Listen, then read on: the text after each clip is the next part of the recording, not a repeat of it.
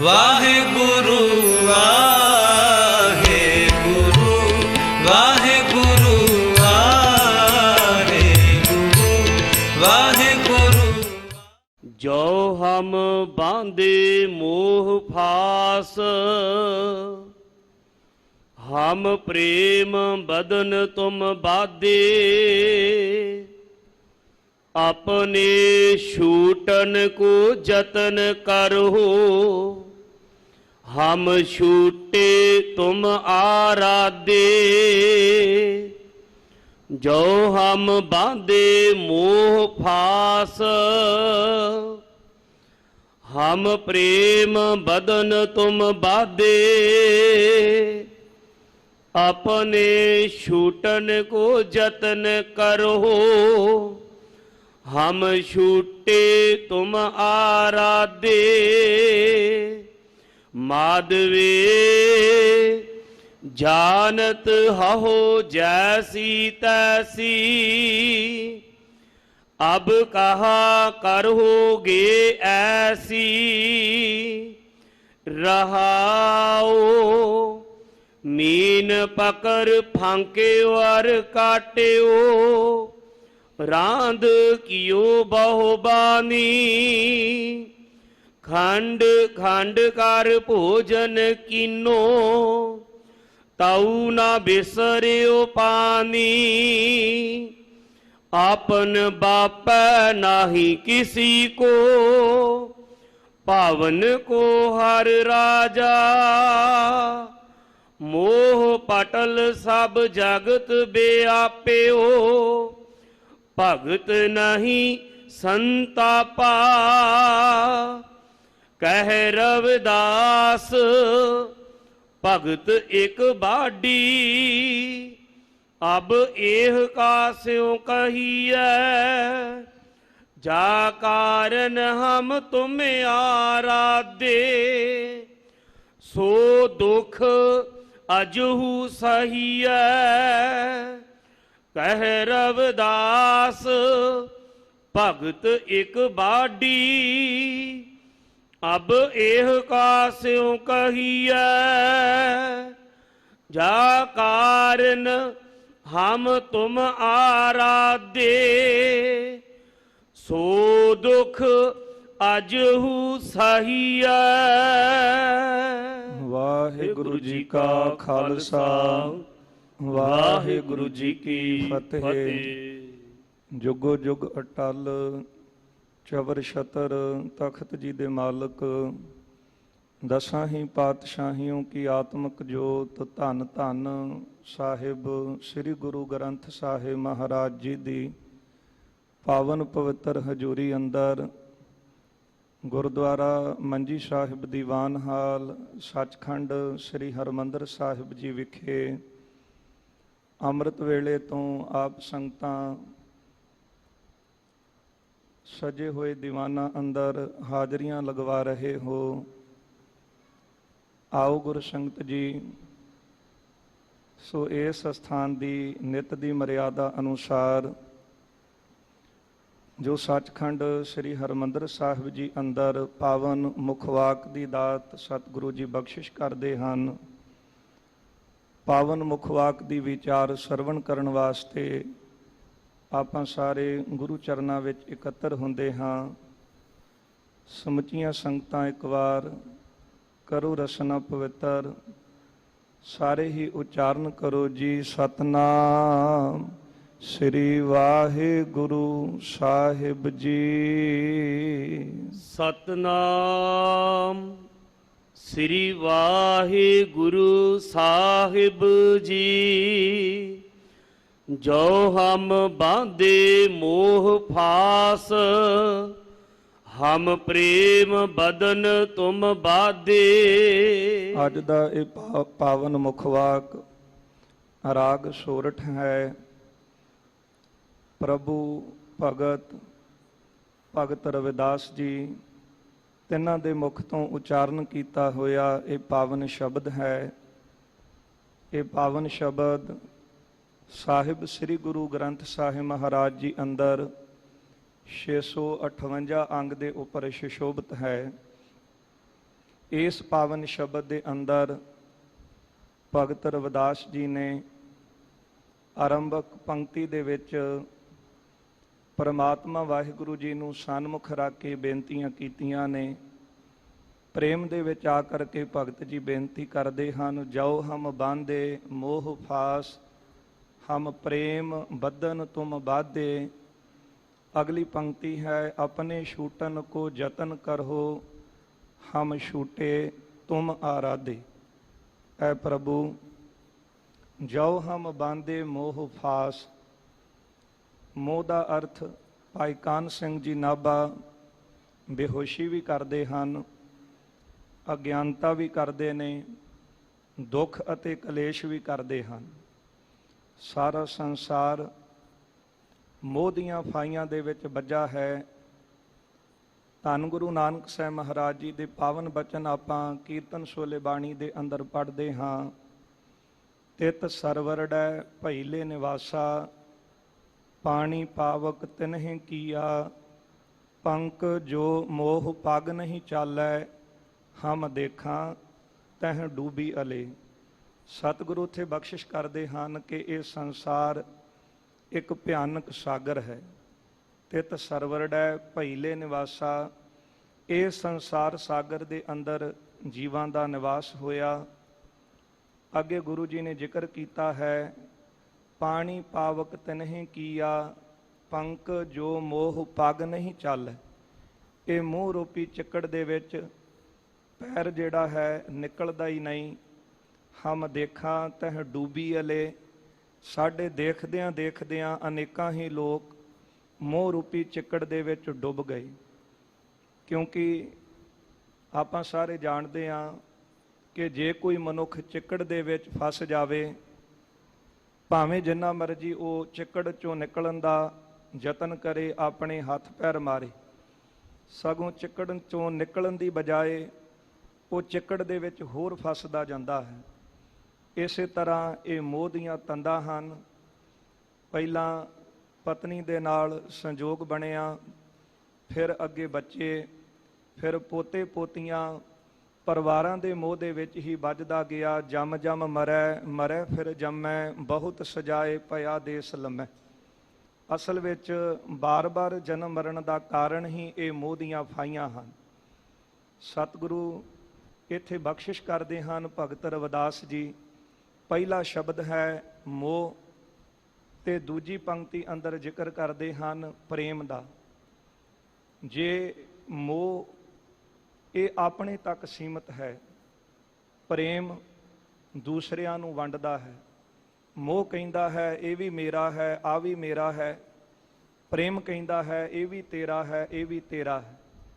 ਪਿਛਲਾ ਭਗਤ ਜੀ ਦਾ ਆਪਾਂ ਬਚਨ ਬਾਣੀ ਦੇ ਅੰਦਰ ਪੜ੍ਹਦੇ ਹਾਂ, ਜਬ ਹਮ ਹੋਤੇ ਤਬ ਤੂੰ ਨਾਹੀ, ਅਬ ਤੂੰ ਹੀ ਮੈਂ ਨਾਹੀ। ਇਸ ਤੋਂ ਪਹਿਲਾਂ ਇਹ ਸ਼ਬਦ ਹੈ ਭਗਤ ਰਵਿਦਾਸ ਜੀ ਦਾ। ਮੋਹ ਕਹਿੰਦਾ ਹੈ ਇਹ ਮੇਰਾ ਹੈ, ਪ੍ਰੇਮ ਕਹਿੰਦਾ ਹੈ ਇਹ ਤੇਰਾ ਹੈ।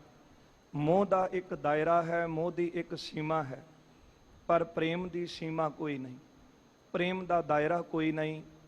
ਜਿਸ ਤਰ੍ਹਾਂ ਆਪਾਂ ਦੇਖਦੇ ਹਾਂ ਖੂਹ ਦਾ ਇੱਕ ਦਾਇਰਾ ਹੈ, ਨੇੜਲੇ ਖੇਤਾਂ ਤੱਕ ਖੂਹ ਪਾਣੀ ਦੇ ਸਕਦਾ ਹੈ, ਪਰ ਬੱਦਲ ਦਾ ਕੋਈ ਦਾਇਰਾ ਨਹੀਂ ਨਾ। ਬੱਦਲ ਕਦੇ ਨਹੀਂ ਦੇਖਦਾ ਕਿ ਖੇਤ ਕਿਸ ਦਾ ਹੈ, ਇਹ ਚੰਗੇ ਦਾ ਹੈ, ਇਹ ਮਾੜੇ ਦਾ ਹੈ। ਜਿਹੜਾ ਬੱਦਲ ਹੈ ਬਿਨਾਂ ਵਿਤਕਰੇ ਤੋਂ, ਬਿਨਾਂ ਦਾਇਰੇ ਤੋਂ, ਬਿਨਾਂ ਕੋਈ ਹੱਦਬੰਦੀ ਤੋਂ ਸਾਰਿਆਂ ਦੇ ਖੇਤਾਂ ਦੇ ਵਿੱਚ ਪਾਣੀ ਵੰਡਦਾ ਹੈ। ਜਿਸ ਤਰ੍ਹਾਂ ਫੁੱਲ ਦੇਖ ਲਈਏ, ਫੁੱਲ ਖਿੜਿਆ ਤੇ ਫੁੱਲ ਨੇ ਕਦੇ ਇਹ ਨਹੀਂ ਕਿਹਾ ਕਿ ਮੇਰੀ ਸੁਗੰਧੀ ਮੇਰੇ ਤੱਕ ਹੀ ਸੀਮਤ ਰਹੇ। ਉਹ ਭਾਵੇਂ ਗਵਾਂਢੀਆਂ ਦਾ ਘਰ ਹੈ, ਭਾਵੇਂ ਜਿਸ ਨੇ ਉਹ ਫੁੱਲ ਦਾ ਬੂਟਾ ਲਾਇਆ ਉਹ ਗਵਾਂਢੀ ਨਾਲ ਬੋਲਦਾ ਕਿ ਨਹੀਂ ਬੋਲਦਾ, ਪਰ ਸੁਗੰਧੀ ਨੇ ਕਦੇ ਨਹੀਂ ਦੇਖਣਾ। ਇਹ ਹੈ ਪ੍ਰੇਮ। ਪਹਿਲਾ ਬਚਨ ਭਗਤ ਜੀ ਨੇ ਇੱਥੇ ਕਿਹਾ ਹੈ, ਜਾਓ ਹਮ ਬਾਂਧੇ ਮੋਹ ਫਾਸ।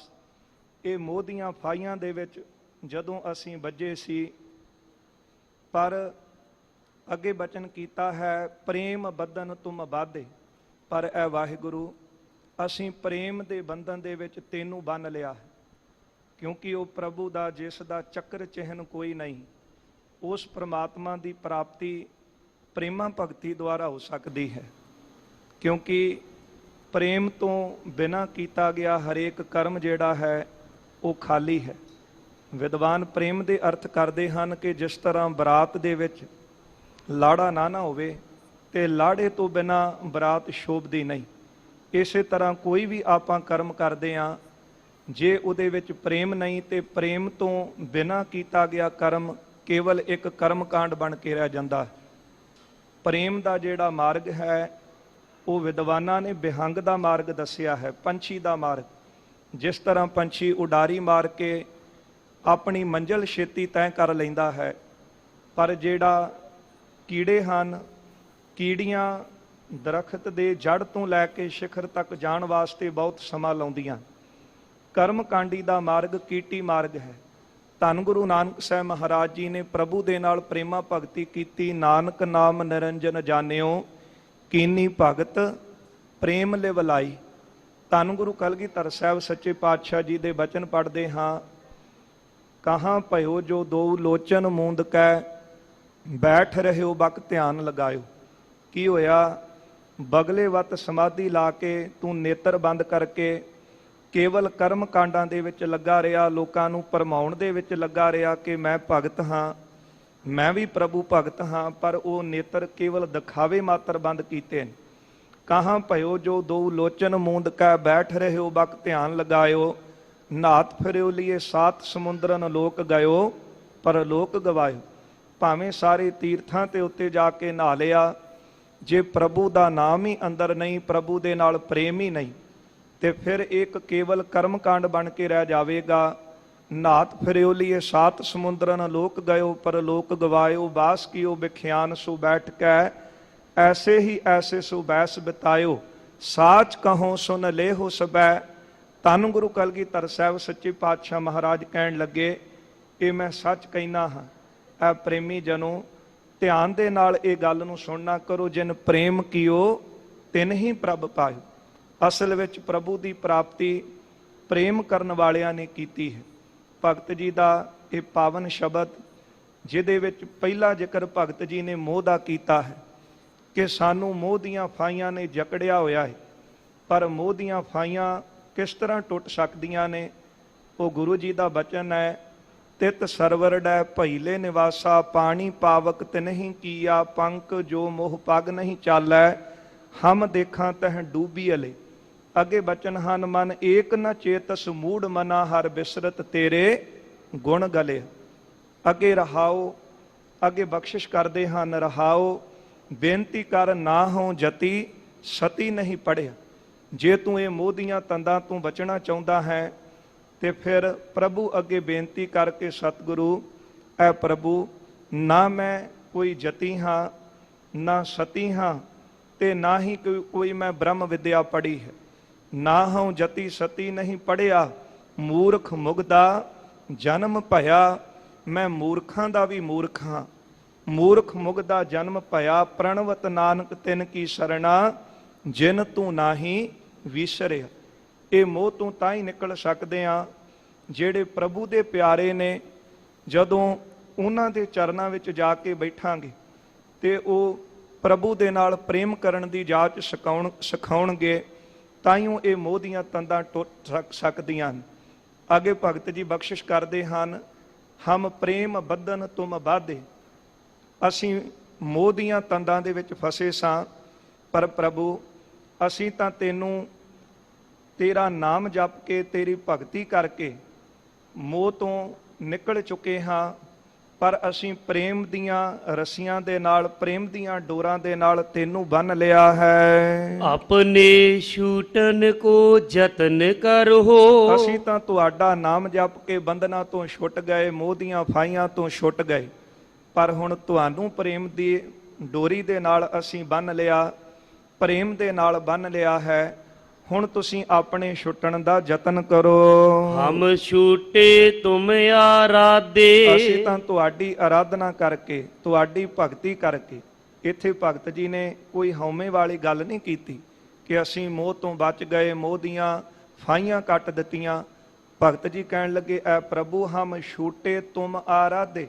ਤੇਰੀ ਭਗਤੀ ਦੇ ਨਾਲ, ਤੇਰੀ ਬੰਦਗੀ ਦੇ ਨਾਲ, ਤੁਹਾਡੇ ਸਿਮਰਨ ਦੇ ਨਾਲ ਪ੍ਰੇਮਾ ਭਗਤੀ ਕਰਕੇ ਅਸੀਂ ਇਹਨਾਂ ਬੰਧਨਾਂ ਤੋਂ ਛੁੱਟ ਗਏ ਹਾਂ। ਮਾਧਵੇ ਜਾਨਤ ਹਉ ਜੈਸੀ ਤੈਸੀ। ਐ ਮਾਇਆ ਦੇ ਪਤੀ ਜਾਨਤ ਹਉ ਜੈਸੀ ਤੈਸੀ, ਜੈਸੀ ਤੈਸੀ ਪ੍ਰੇਮਾ ਭਗਤੀ ਸਾਡੇ ਅੰਦਰ ਹੈ, ਤੁਸੀਂ ਉਹਨੂੰ ਜਾਣਦੇ ਹੋ।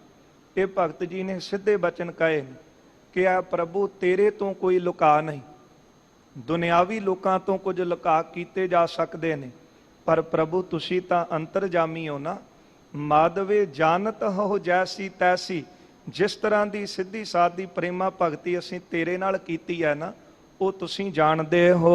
ਅਬ ਕਹਾਂ ਕਰੋਗੇ ਐਸੀ। ਅਬ ਕਹਾਂ ਕਰੋਗੇ ਐਸੀ, ਹੁਣ ਕੀ ਕਰੋਗੇ ਇਸ ਤਰ੍ਹਾਂ? ਭਾਵ ਮੋਹ ਦੀਆਂ ਫਾਈਆਂ ਦੇ ਵਿੱਚ ਸਾਨੂੰ ਜਕੜੋਗੇ? ਨਹੀਂ ਪਾ ਸਕਦੇ ਮੋਹ ਦੀਆਂ ਫਾਈਆਂ ਹੁਣ ਤੁਸੀਂ ਸਾਡੇ ਤੇ, ਕਿਉਂਕਿ ਅਸੀਂ ਤੁਹਾਡਾ ਨਾਮ ਜਪਿਆ ਹੈ, ਤੁਹਾਡੀ ਭਗਤੀ ਕੀਤੀ ਹੈ। ਸਾਡੀ ਪ੍ਰੇਮਾ ਭਗਤੀ ਨੂੰ ਤੁਸੀਂ ਆਪ ਜਾਣਦੇ ਹੋ। ਰਹਾਉ ਵਿਸ਼ਰਾਮ ਦੇ ਕੇ ਬਖਸ਼ਿਸ਼ ਕਰਦੇ ਹਨ। ਮੀਨ ਪਕਰ ਫਾਂਕਿਓ ਅਰ ਕਾਟਿਓ। ਬੇਨਤੀ ਕਰਦੇ ਹਨ, ਐ ਪ੍ਰਭੂ ਸਾਡੀ ਤੁਹਾਡੇ ਨਾਲ ਕਿਸ ਤਰ੍ਹਾਂ ਦੀ ਪ੍ਰੇਮਾ ਭਗਤੀ ਹੈ। ਇੱਕ ਤਾਂ ਹੁੰਦੀ ਹੈ ਦਿਖਾਵੇ ਮਾਤਰ, ਕਿਸੇ ਨਾਲ ਪ੍ਰੇਮ ਕਰਨਾ। ਜਿੰਨਾ ਚਿਰ ਕਿਸੇ ਨਾਲ ਸਵਾਰਥ ਸੀ ਉਹਨਾਂ ਚਿਰ ਪ੍ਰੇਮ ਕੀਤਾ, ਜਦੋਂ ਆਪਣਾ ਸਵਾਰਥ ਪੂਰਾ ਹੋ ਗਿਆ ਤੇ ਫਿਰ ਮੈਂ ਕੌਣ ਤੇ ਤੂੰ ਕੌਣ। ਇਸੇ ਤਰ੍ਹਾਂ ਪਰ ਐ ਪ੍ਰਭੂ ਸਾਡਾ ਤੇਰੇ ਨਾਲ ਪ੍ਰੇਮ ਕੈਸਾ ਹੈ।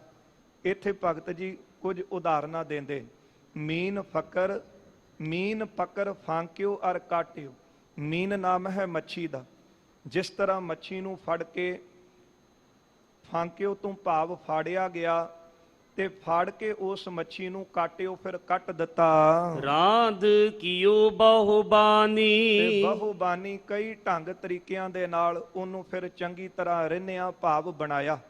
ਇਹ ਤਾਂ ਹੁਣ ਖਾਣ ਵਾਲਿਆਂ ਨੂੰ ਪਤਾ ਕਿ ਕਿਹੜੇ ਕਿਹੜੇ ਇਹਦੇ ਤਰੀਕੇ ਨੇ, ਪਰ ਵਿਦਵਾਨਾਂ ਨੇ ਵੀ ਕੋਸ਼ਾਂ ਦੇ ਅੰਦਰ ਅਰਥ ਕੀਤੇ।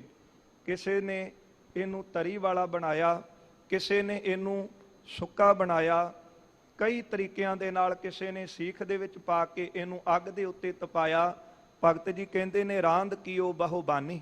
ਬਹੁਬਾਨੀ ਕਈ ਢੰਗ ਤਰੀਕਿਆਂ ਦੇ ਨਾਲ ਮੱਛੀ ਨੂੰ ਰਿੰਨਿਆ ਗਿਆ। ਖੰਡ ਖੰਡ ਕਰ ਭੋਜਨ ਕੀਨੋ। ਫਿਰ ਇਸ ਮੱਛੀ ਨੂੰ ਖਾਣ ਵਾਲੇ ਨੇ ਆਪਣੇ ਦੰਦਾਂ ਦੇ ਨਾਲ ਖੰਡ ਤੋਂ ਭਾਵ ਟੁਕੜੇ ਟੁਕੜੇ ਕਰਕੇ ਆਪਣਾ ਭੋਜਨ ਬਣਾ ਲਿਆ। ਤਉ ਨ ਬਿਸਰਿਓ ਪਾਣੀ। ਪਰ ਮੱਛੀ ਇੰਨੀ ਗਰਮ ਹੋਣ ਕਰਕੇ ਜਦੋਂ ਖਾਣ ਵਾਲੇ ਦੇ ਪੇਟ ਵਿੱਚ ਗਈ ਨਾ, ਤੇ ਖਾਧੀ ਹੋਈ ਮੱਛੀ ਫਿਰ ਜਿਹਨੇ ਖਾਧੀ ਸੀ ਰਾਤ ਨੂੰ ਉੱਠ ਕੇ ਪਾਣੀ ਮੰਗਦਾ ਹੈ। ਮਰਨ ਤੋਂ ਬਾਅਦ ਵੀ ਪਾਣੀ ਤੋਂ ਦੂਰ ਮੱਛੀ ਨਹੀਂ ਰਹਿ ਸਕੀ। ਮਰਨ ਤੋਂ ਬਾਅਦ ਵੀ ਮੱਛੀ ਨੇ ਪਾਣੀ ਦੀ ਮੰਗ ਕੀਤੀ। ਇਹ ਉਦਾਹਰਨ ਭਗਤ ਜੀ ਨੇ ਪ੍ਰੇਮਾ ਭਗਤੀ ਕਰਨ ਵਾਲੇ ਦੀ ਦਿੱਤੀ ਹੈ ਕਿ ਆ ਪ੍ਰਭੂ ਅਸੀਂ ਤੇਰੇ ਨਾਲ ਇਸ ਤਰ੍ਹਾਂ ਦਾ ਪ੍ਰੇਮ ਕਰਦੇ ਹਾਂ। ਕਿਉਂਕਿ ਸੰਗਤ ਜੀ ਕਹਿ ਲੈਣਾ ਸੌਖਾ ਹੈ, ਪਰ ਅਸਲ ਪ੍ਰੇਮ ਹੈ ਕਿ ਜੇ ਸੁਖ ਦੇਹ ਤਾਂ ਤੁਝਹਿ ਅਰਾਧੀ, ਦੁੱਖ ਪੀ ਤੁਝੈ ਧਿਆਈ। ਜੇ ਭੁੱਖ ਦੇ ਤਾਂ ਇਤ ਹੀ ਰਾਜਾਂ ਦੁੱਖ ਵਿੱਚ ਸੂਖ ਮਨਾਈ। ਤਨ ਮਨ ਕਾਟ ਕਾਟ ਸਭ ਅਰਪੀ, ਵਿੱਚ ਅਗਨੀ ਆਪ ਜਲਾਈ। ਇੱਥੋਂ ਤੱਕ ਕਿ ਤਨ ਦੇ ਟੋਟੇ ਟੋਟੇ ਵੀ ਹੋ ਜਾਣ, ਪਰ ਫਿਰ ਵੀ ਇਹ ਪ੍ਰੇਮਾ ਭਗਤੀ ਦੂਰ ਨਹੀਂ ਹੁੰਦੀ। ਕੋਈ ਇਤਿਹਾਸ ਵਿੱਚ ਐਸਾ ਸਿੱਖ ਹੈ ਤਾਂ ਸੰਗਤ ਜੀ ਬੇਅੰਤ ਸਿੱਖ ਐਸੇ ਨੇ, ਕਿਉਂਕਿ 365 ਦਿਨ ਸਾਲ ਦੇ ਵਿੱਚ ਨੇ। ਇਹ ਦਿਨ ਘੱਟ ਪੈ ਜਾਣਗੇ, ਪਰ ਸ਼ਹੀਦਾਂ ਸਿੰਘਾਂ ਦੇ ਦਿਹਾੜੇ ਜਿਹੜੇ ਉਹ ਘੱਟ ਹੋਣ ਵਾਲੇ ਨਹੀਂ। ਧੰਨ ਗੁਰੂ ਤੇਗ ਬਹਾਦਰ ਸਾਹਿਬ ਸੱਚੇ ਪਾਤਸ਼ਾਹ ਮਹਾਰਾਜ ਜੀ ਦੀ ਹਜ਼ੂਰੀ ਵਿੱਚ ਦਿੱਲੀ ਵਿਖੇ ਭਾਈ ਮਤੀ ਦਾਸ ਜੀ ਦੇ ਤਾਈਂ ਕਾਜੀ ਵੱਲੋਂ ਇਹ ਫਤਵਾ ਜਾਰੀ ਕੀਤਾ ਗਿਆ ਕਿ ਇਹਨਾਂ ਨੂੰ 2 ਤਖਤਿਆਂ ਦੇ ਵਿੱਚ ਬੰਨ੍ਹ ਕਰਕੇ ਤੇ ਭਾਈ ਮਤੀ ਦਾਸ ਜੀ ਨੂੰ ਆਰੇ ਨਾਲ ਚੀਰ ਦਿੱਤਾ ਜਾਵੇ। ਅਸਲ ਪ੍ਰੇਮਾ ਭਗਤੀ ਹੈ ਕਿ ਮੀਨ ਪਕੜ ਫਾਕਿਓ ਅਰ ਕਾਟਿਓ। ਮੱਛੀ ਨੂੰ ਫੜ ਕੇ ਪਾੜ ਦਿੱਤਾ, ਕੱਟ ਦਿੱਤਾ, ਪਰ ਫਿਰ ਵੀ ਉਹ ਮੱਛੀ ਪਾਣੀ ਤੋਂ ਦੂਰ ਨਾ ਰਹਿ ਸਕੀ। ਭਾਈ ਮਤੀ ਦਾਸ ਇਹਨਾਂ ਦੇ ਤਾਈਂ ਫਤਵਾ ਜਾਰੀ ਕੀਤਾ ਗਿਆ। ਕਾਜੀ ਕਹਿਣ ਲੱਗਾ ਅਬਦੁਲ ਵਾਹਬ ਕਿ ਸਾਨੂੰ ਦੱਸ ਮਤੀ ਦਾਸ, ਤੈਨੂੰ ਗੁਰੂ ਤੇਗ ਬਹਾਦਰ ਸਾਹਿਬ ਦੀ ਸਿੱਖੀ ਚਾਹੀਦੀ ਹੈ ਕਿ ਤੈਨੂੰ ਧਨ ਦੌਲਤ ਚਾਹੀਦਾ ਹੈ, ਤੈਨੂੰ ਸ਼ੌਹਰਤਾਂ ਚਾਹੀਦੀਆਂ? ਭਾਈ ਮਤੀ ਦਾਸ ਜੀ ਕਹਿਣ ਲੱਗੇ ਕਿ ਮੈਂ ਧਨ ਦੌਲਤ ਇਹ ਸਾਰੇ ਸੁੱਖ ਹੰਡਾ ਕੇ ਦੇਖ ਲਏ, ਧੰਨ ਗੁਰੂ ਤੇਗ ਬਹਾਦਰ ਸਾਹਿਬ ਨੇ ਸਿੱਖੀ ਦਿੱਤੀ ਹੈ। ਪਰ ਜਿਹੜੀ ਗੱਲ ਤੂੰ ਕਹਿ ਲੱਗਾ ਹੈ ਨਾ, ਜੇ ਸਿੱਖੀ ਚਾਹੀਦੀ ਹੈ ਤੇ ਫਿਰ ਆਰੇ ਦੇ ਦੰਦੇ ਨੇ। ਹਲੇ ਤੱਕ ਮੈਂ ਆਰੇ ਦੇ ਦੰਦਿਆਂ ਦਾ ਸਵਾਦ ਚੱਖ ਕੇ ਨਹੀਂ ਦੇਖਿਆ। ਉਸ ਵੇਲੇ ਕਾਜੀ ਦੇ ਹੁਕਮ ਕਰਨ ਤੇ ਜਲਾਦ ਵੱਲੋਂ ਭਾਈ ਮਤੀ ਦਾਸ ਜੀ ਦੇ ਸੀਸ ਤੇ ਆਰਾ ਰੱਖਿਆ ਗਿਆ। ਕਹਿੰਦੇ ਆਰਾ ਦੋਵਾਂ ਨੇ ਫੜ ਕੇ ਚਲਾਉਣਾ ਸ਼ੁਰੂ ਕੀਤਾ ਹੈ ਤੇ ਭਾਈ ਮਤੀ ਦਾਸ ਜੀ ਨੇ ਜਪਜੀ ਸਾਹਿਬ ਦਾ ਪਾਠ ਆਰੰਭ ਕੀਤਾ ਸੀ। ਇਤਿਹਾਸ ਵਿੱਚ ਬਚਨ ਪੜ੍ਹਦੇ ਹਾਂ ਕਿ ਦੋਨੋਂ ਤਨ ਤੇ ਜਪਜੀ ਪੜ੍ਹੇ। ਭਾਈ ਮਤੀ ਦਾਸ ਜੀ ਨੇ ਜਪਜੀ ਸਾਹਿਬ ਦਾ ਪਾਠ ਆਰੰਭ ਕੀਤਾ। ਆਰਾ ਚਲਾਉਣ ਵਾਲੇ ਨੇ ਆਰਾ ਚਲਾਇਆ। ਜਦ 2 ਉਂਗਲਾਂ ਆਰੇ ਨੇ ਸਿਰ ਵਿੱਚ ਪ੍ਰਵੇਸ਼ ਕੀਤਾ, ਭਾਈ ਮਤੀ ਦਾਸ ਜੀ ਦੇ ਸੀਸ ਤੋਂ ਖੂਨ ਨਿਕਲਣ ਲੱਗਾ। ਕਾਜੀ ਦੇ ਇਸ਼ਾਰੇ ਨਾਲ ਆਰਾ ਰੋਕਿਆ ਗਿਆ। ਕਾਜੀ ਅਬਦੁਲ ਵਾਹਬ ਫਿਰ ਪੁੱਛਦਾ ਹੈ, ਮਤੀ ਦਾਸ ਹੁਣ ਦੱਸ, ਤੈਨੂੰ ਸਿੱਖੀ ਚਾਹੀਦੀ ਹੈ ਕਿ ਸਾਡੀਆਂ ਸ਼ਰਤਾਂ ਕਬੂਲ ਕਰੇਂਗਾ? ਅੱਗੋਂ ਇਹ ਵਿਦਵਾਨ ਨੇ ਬਹੁਤ ਸੁੰਦਰ ਸਤਰਾਂ ਲਿਖੀਆਂ ਨੇ। 2 ਉਂਗਲਾਂ ਜਦ ਸੀਸ ਵਿੱਚ ਆਰੇ ਪਾਇਆ ਚੀਰ, ਮਤੀ ਦਾਸ ਜੀ ਬੋਲਦੇ ਸੁਣ ਕਾਜੀ ਧਰ ਧੀਰ। ਰੋਮ ਰੋਮ ਵਿੱਚ ਮੈਂਡੜੇ ਪ੍ਰੀਤਮ ਵਸਿਆ ਆਪ, ਆਰਾ ਮੈਨੂੰ ਭਾਵਦਾ ਧਰਮ ਛੱਡਣਾ ਹੈ ਪਾਪ। ਟੁਕੜੇ ਇਸ ਸਰੀਰ ਦੇ ਕਰੇ ਲੱਖ ਕਰੋੜ, ਤਾਂ ਵੀ ਧਰਮ ਨਾ ਛੋਡਸਾਂ ਤੇਰੇ ਦੀਨ ਦੀ ਨੀ ਲੋੜ। ਆਰਾ ਪਿਆਰਾ ਲਗਤ ਹੈ ਕਾਰਾ ਕਰੋ ਬਨਾਏ, ਸਿਰ ਜਾਂਦਾ ਤੇ ਜਾਣ ਦੇ ਮੇਰਾ ਸਿੱਖੀ ਸਿਦਕ ਨਾ ਜਾਏ।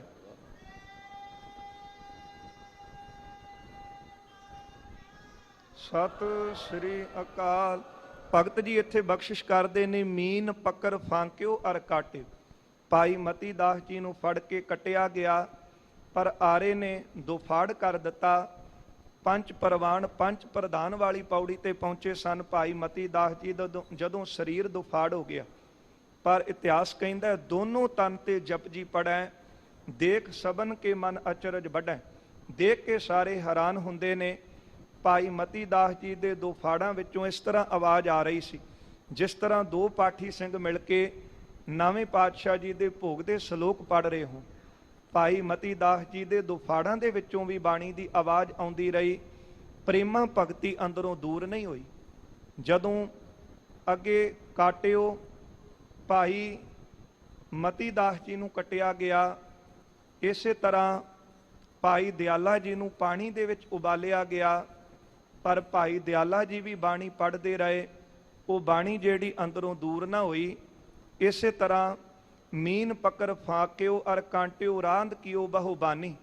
ਮੱਛੀ ਫੜ ਕੇ ਉਹਨੂੰ ਕੱਟ ਵੀ ਦਿੱਤਾ, ਰਿੰਨ ਵੀ ਦਿੱਤਾ। ਕਈ ਢੰਗ ਤਰੀਕਿਆਂ ਨਾਲ ਉਹਨੂੰ ਭੋਜਨ ਬਣਾਇਆ ਗਿਆ। ਖਾਣ ਵਾਲੇ ਨੇ ਉਹਨੂੰ ਚਿੱਥ ਚਿੱਥ ਕੇ ਖਾਧਾ, ਪਰ ਤਉ ਨਾ ਬਿਸਰਿਓ ਪਾਣੀ। ਪਰ ਇਹ ਜਿਹੜੀ ਮੱਛੀ ਸੀ, ਇਹਨੇ ਪਾਣੀ ਨੂੰ ਛੱਡਿਆ ਨਹੀਂ। ਇਸ ਤਰ੍ਹਾਂ ਜਿਹੜੇ ਪ੍ਰੇਮਾ ਭਗਤੀ ਕਰਨ ਵਾਲੇ ਨੇ, ਉਹ ਪ੍ਰਭੂ ਦੀ ਪ੍ਰੇਮਾ ਭਗਤੀ ਨੂੰ ਮਰਨ ਤੋਂ ਬਾਅਦ ਵੀ ਨਹੀਂ ਛੱਡਦੇ। ਪੀਰ ਮੁਰੀਦਾਂ ਪਿਰਹੜੀ ਉਹ ਨਿਭੈ ਨਾਲੇ, ਇਹ ਬਖਸ਼ਿਸ਼ ਕਰਦੇ ਹਨ।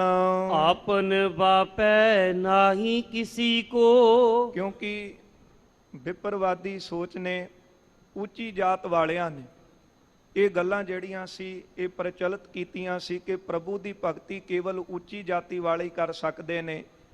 ਭਗਤ ਰਵਿਦਾਸ ਜੀ ਨੂੰ ਕਹਿਣ ਲੱਗੇ, ਤੂੰ ਚਮਾਰ ਹੈ, ਤੂੰ ਮੰਦਰ ਵਿੱਚ ਨਹੀਂ ਆ ਸਕਦਾ, ਤੂੰ ਆਰਤੀ ਨਹੀਂ ਕਰ ਸਕਦਾ, ਤੂੰ ਪ੍ਰਮਾਤਮਾ ਦੀ ਭਗਤੀ ਨਹੀਂ ਕਰ ਸਕਦਾ। ਜਦੋਂ ਭਗਤ ਜੀ ਨੇ ਪ੍ਰੇਮਾ ਭਗਤੀ ਕੀਤੀ, ਪਰਮਾਤਮਾ ਵਾਹਿਗੁਰੂ ਜੀ ਦੇ ਸਨਮੁਖ ਦਰਸ਼ਨ ਕੀਤੇ ਨਾ, ਤੇ ਫਿਰ ਭਗਤ ਜੀ ਨੇ ਉੱਤਰ ਦਿੱਤਾ, ਆਪਨ ਬਾਪੈ ਨਾਹੀ ਕਿਸੀ ਕੋ। ਜਿਹੜਾ ਪਰਮਾਤਮਾ ਪ੍ਰਭੂ ਹੈ ਨਾ, ਉਹ ਕਿਸੇ ਬਾਪ ਦੀ ਨਿੱਜੀ ਜਾਇਦਾਦ ਨਹੀਂ ਕਿ ਕੋਈ ਜਿਹੜਾ ਮਰਜ਼ੀ ਦਾਵਾ ਕਰੇ ਤੇ ਦਾਅਵੇਦਾਰ ਬਣ ਕੇ, ਠੇਕੇਦਾਰ ਬਣ ਕੇ ਕਵੇ ਕਿ ਤੈਨੂੰ ਇੱਥੇ ਆਉਣ ਦਾ ਅਧਿਕਾਰ ਹੈ ਤੇ ਤੈਨੂੰ ਨਹੀਂ।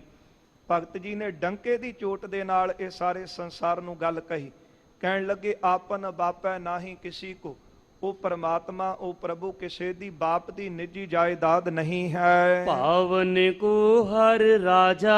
ਉਹ ਤਾਂ ਹਰੀ ਰਾਜਾ ਪਰਮਾਤਮਾ ਵਾਹਿਗੁਰੂ ਭਾਵਨ ਕੋ, ਉਹ ਤਾਂ ਪ੍ਰੇਮਾ ਭਗਤੀ ਕਰਨ ਵਾਲਿਆਂ ਨੂੰ ਪ੍ਰਾਪਤ ਹੁੰਦਾ ਹੈ। ਮੋਹ ਪਟਲ ਸਭ ਜਗਤ ਬਿਆਪਿਓ। ਮੋਹ ਦੇ ਪਟਲ ਤੋਂ ਭਾਵ ਪੜਦੇ ਨੇ, ਮੋਹ ਦੇ ਪੜਦੇ ਨੇ ਸਾਰੇ ਜਗਤ ਨੂੰ ਵਿਆਪਿਓ, ਭਾਵ ਟਕਿਆ ਹੋਇਆ। ਜਾਂ ਮੋਹ ਦਾ ਪਰਦਾ ਸਾਰੇ ਸੰਸਾਰ ਵਿੱਚ ਫੈਲਿਆ ਹੋਇਆ ਹੈ। ਭਗਤ ਨਹੀਂ ਸੰਤਾਪਾ।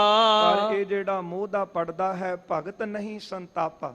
ਸੰਤਾਪਾ ਤੋਂ ਭਾਵ ਦੁੱਖ, ਪਰ ਭਗਤਾਂ ਨੂੰ ਇਹ ਮੋਹ ਦਾ ਦੁੱਖ ਵਿਆਪ ਨਹੀਂ ਸਕਦਾ। ਕਹਿ ਰਵਿਦਾਸ ਭਗਤ ਇੱਕ ਬਾਡੀ। ਭਗਤ ਜੀ ਕਹਿੰਦੇ ਹਨ ਕਿ ਇੱਕ ਪ੍ਰਭੂ ਦੀ ਭਗਤੀ, ਪ੍ਰੇਮਾ ਭਗਤੀ ਮੈਂ ਦ੍ਰਿੜ ਕੀਤੀ ਹੈ। ਅਬ ਇਹ ਕਾਸਿਓ ਕਹੀਐ। ਹੁਣ ਇਸ ਗੱਲ ਦੀ ਤਸੱਲੀ ਕਿਸ ਨੂੰ ਕਹਿ ਕਹਿ ਕੇ ਕਰਵਾਈਏ। ਹੁਣ ਮੇਰਾ ਮਨ ਮੰਨ ਗਿਆ ਹੈ, ਮਨ ਮਾਨੈ ਲੋਕ ਨਾ ਪਤੀਜੈ, ਨਾ ਪਤੀਜੈ ਤਉ ਕਿਆ ਕੀਜੈ।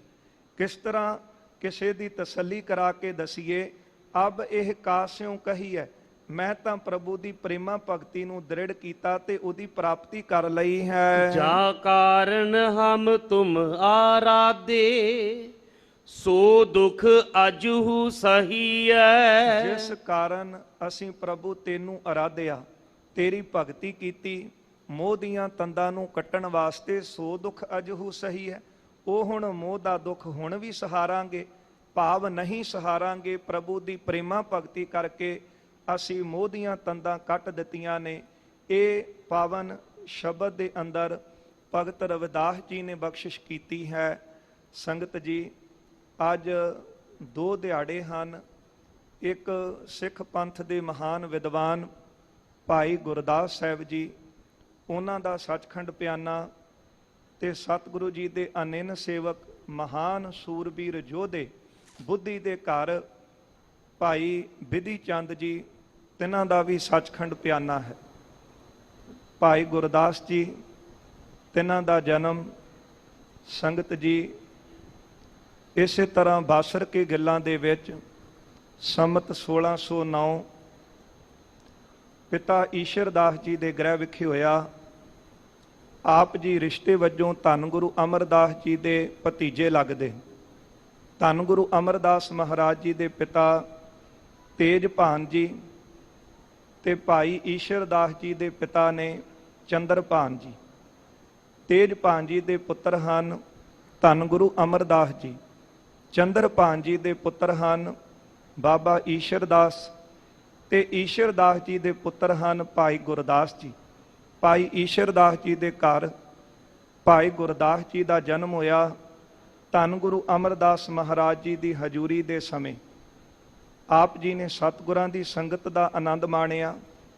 ਵਿਦਵਾਨ ਕੋ ਜ਼ਿਕਰ ਕਰਦੇ ਨੇ ਕਿ ਆਪ ਜੀ ਨੇ ਗੁਰੂ ਜੀ ਦੀ ਹਜ਼ੂਰੀ ਵਿੱਚੋਂ ਹੀ 8 ਭਾਸ਼ਾਵਾਂ ਦਾ ਗਿਆਨ ਪ੍ਰਾਪਤ ਕੀਤਾ। ਹਿੰਦੀ, ਗੁਰਮੁਖੀ, ਫਾਰਸੀ, ਸੰਸਕ੍ਰਿਤ, ਬ੍ਰਿਜ ਭਾਸ਼ਾ ਇਤਿਆਦਿਕ ਅਨੇਕਾਂ ਧਰਮਾਂ ਦੇ ਲੋਕ ਗਿਆਨ ਲੈਣ ਵਾਸਤੇ ਸਤਿਗੁਰਾਂ ਕੋਲ ਆਉਂਦੇ ਸਨ। ਭਾਈ ਗੁਰਦਾਸ ਜੀ ਨੇ ਸਾਰੇ ਧਰਮਾਂ ਦਾ ਗਿਆਨ ਪ੍ਰਾਪਤ ਕੀਤਾ ਅਤੇ ਜਦੋਂ ਸਤਿਗੁਰਾਂ ਨੇ ਮੰਜੀ ਪ੍ਰਥਾ ਚਲਾਈ ਤੇ ਭਾਈ ਗੁਰਦਾਸ ਜੀ ਵੀ ਸਿੱਖੀ ਦਾ ਪ੍ਰਚਾਰ ਕਰਨ ਵਾਸਤੇ ਬਾਹਰ ਜਾਣ ਲੱਗੇ। ਜਿਸ ਵੇਲੇ ਧੰਨ ਗੁਰੂ ਰਾਮਦਾਸ ਮਹਾਰਾਜ ਜੀ ਨੇ ਇੱਥੇ ਆ ਕੇ ਪਾਵਨ ਸਰੋਵਰ ਦਾ ਟੱਕ ਲਾਇਆ, ਪਾਵਨ ਬਚਨ ਕੀਤੇ, ਅੰਮ੍ਰਿਤਸਰ ਸਤਿਗੁਰ ਸਤਵਾਦੀ ਜਿਤ ਨਹਾਤੈ ਕਊਆ ਹੰਸ ਹੋ ਹੈ। ਭਾਈ ਗੁਰਦਾਸ ਜੀ ਗੁਰੂ ਰਾਮਦਾਸ ਜੀ ਦੀ ਸ਼ਰਨ ਵਿੱਚ ਆਏ ਅਤੇ ਗੁਰੂ ਜੀ ਨੂੰ ਬੇਨਤੀ ਕੀਤੀ, ਮਹਾਰਾਜ ਮੈਨੂੰ ਸਿੱਖੀ ਦੀ ਰਹਿਤ ਬਾਰੇ ਦੱਸੋ। ਧੰਨ ਗੁਰੂ ਰਾਮਦਾਸ ਮਹਾਰਾਜ ਮਿਹਰ ਦੇ ਘਰ ਵਿੱਚ ਆ ਕੇ ਭਾਈ ਗੁਰਦਾਸ ਜੀ ਰਾਹੀਂ ਸਾਰੇ ਸੰਸਾਰ ਨੂੰ, ਸਿੱਖਾਂ ਨੂੰ ਸਿੱਖੀ ਦੀ ਰਹਿਤ ਬਾਰੇ ਇਹ ਬਚਨ ਸੁਣਾਏ। ਗੁਰ ਸਤਿਗੁਰ ਕਾ ਜੋ ਸਿੱਖ ਅਖਾਏ, ਸੋ ਭਲਕੇ ਉਠ ਹਰ ਨਾਮ ਧਿਆਵੈ, ਉਦਮ ਕਰੇ ਭਲਕੇ ਪ੍ਰਭਾਤੀ, ਇਸ਼ਨਾਨ ਕਰੇ ਅੰਮ੍ਰਿਤਸਰ ਨਾਵੇ।